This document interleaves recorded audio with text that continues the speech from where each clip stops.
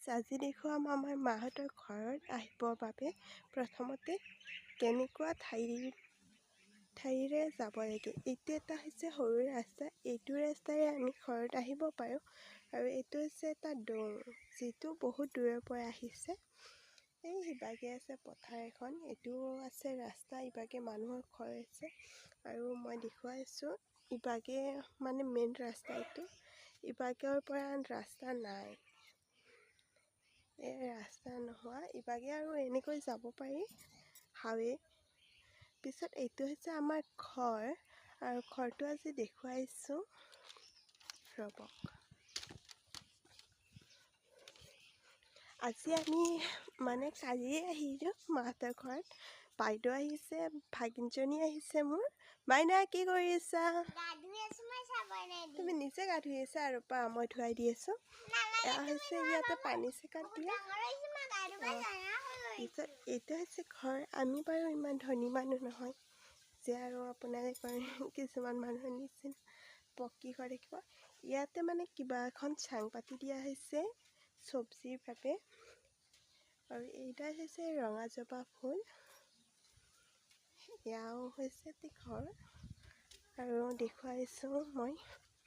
এয়া এটা দংকল আছে ইয়াতে, এইটো ঘৰ।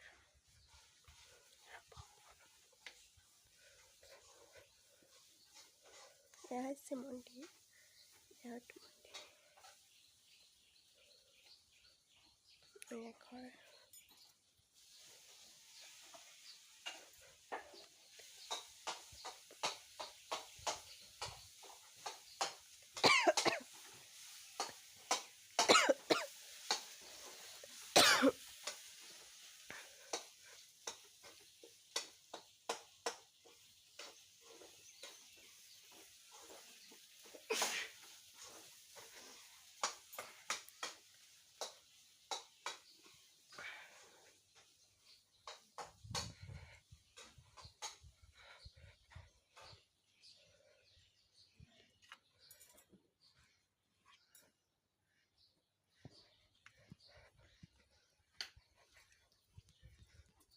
এয়াই আৰু সম্পূৰ্ণ আমাৰ ঘৰখন।